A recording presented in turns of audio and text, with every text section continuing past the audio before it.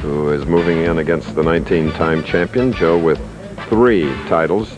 2 of his 3 wins came from the top seed. He's the number 3 seed now. First time today, the crowd, they like him. He was born in San Francisco, but bowls out of Oklahoma City now.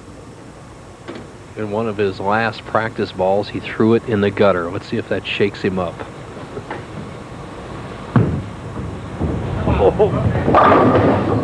It didn't go in, but it was so close it was frightening.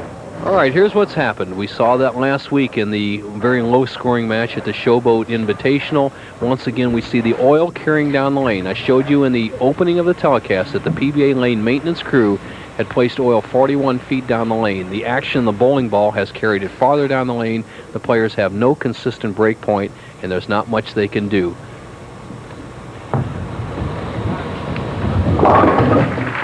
Well done. Chris, and one other point, Mike-Aulby, who won the first match, was allowed to practice on the pair to the left of the championship pair, which is oiled identically to the way this pair was an hour ago. He struck on every ball because that pair, the ball still hooks back to the pocket.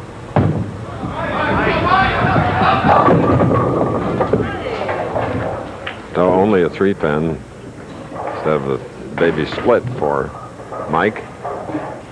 And you see, Aulby, this ball struck every day for 4 straight days out here. Tuesday, Wednesday, Thursday, and Friday. That ball would swing back to the pocket.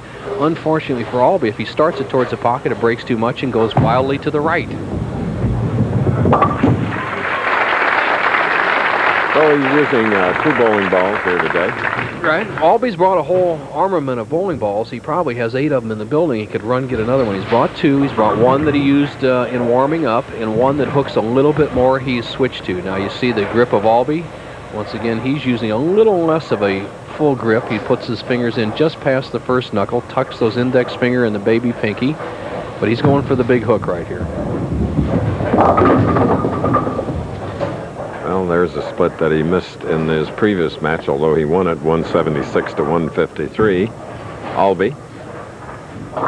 Aulby, once again, he started the first game with a plastic or a polymer bowling ball, and now he's switched to what we call the urethane bowling ball, which should hook more, but he's still not getting the desired results. Slides by the head pin, and for the 3rd time today, we've seen the 3-7 split.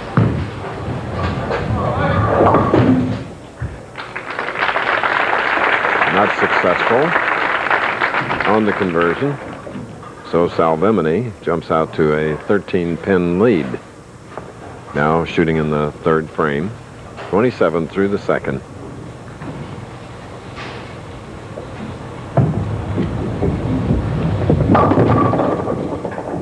Joe is either confused or disgusted. Maybe both.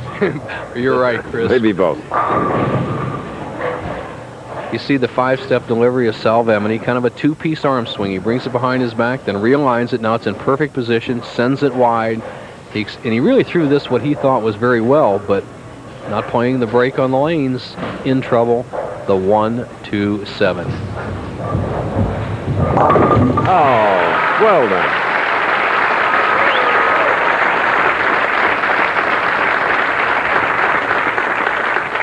Great shot by Salvemini. Plays it off the edge, drives the ball into the head pin. The ball takes out the 3.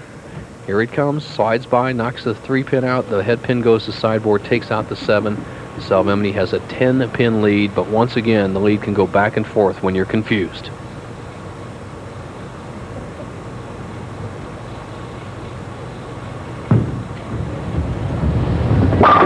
First strike for Salvemini of Oklahoma City. Winner of this game between Joe and Mike-Aulby will be Mike Scroggins of Amarillo, Texas, product of West Texas State University.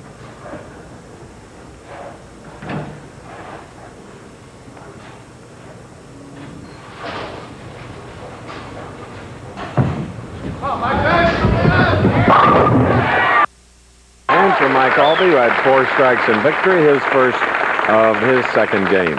Speaking of games, ABC Sports, immediately following us, except on the West Coast, presents 4 of the biggest names in golf. Jack Nicklaus, Arnold Palmer, Lee Trevino, and Chichi Rodriguez. Big money every hole in the senior skins game.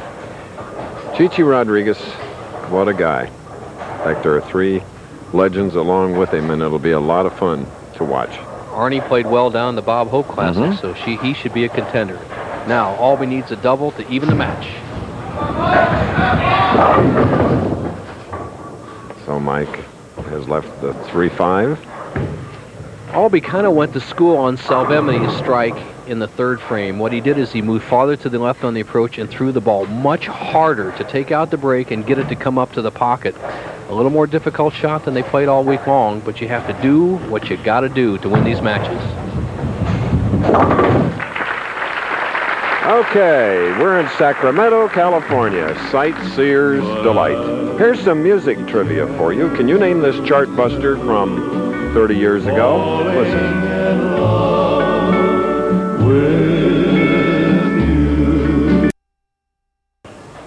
This is Joe-Salvemini, 36-year-old professional. Didn't really get serious about the game till he was 25. He covered the 247 for a spare in the fourth now. He's shooting the 3-pin for another spare. He's going against Mike-Aulby. Mike, the 19-time champion, looking for his 20th win today. It's a very close match. Mike, trailing by 9, has a spare up. He's shooting in the 5th frame. His last win, the Greater Hartford Open.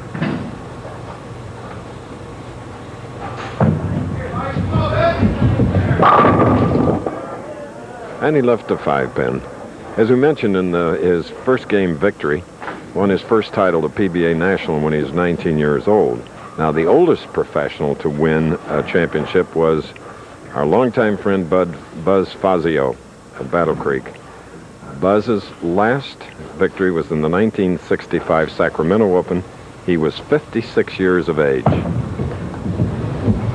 And we all hope Buzz is doing well in Battle Creek, and as well as his wife, Bobby. Okay, Bo. Thank you, Chris. Mike Scroggins, you'll be in the semifinal. And Mike, have you ever bowled on a lane condition where the oil carried so far down and became so difficult? Not usually on the left. Now, on the right, it does that a lot, but on the left, it never does that because you don't have as many left-handers. So this is going to be an experience. Well, you have more power than these other two players. You think you can overpower them from the edge? Hopefully. I was swinging it all week while other players couldn't, so hopefully I'll try it today again. He may have the solution. We'll know in a minute, Chris. Hi, Mike. Aulby shooting in the 6th frame, getting only his 2nd strike of this match, and it brings his only smile and that on Tammy's face. She is the young lady, the artist that designed the PBA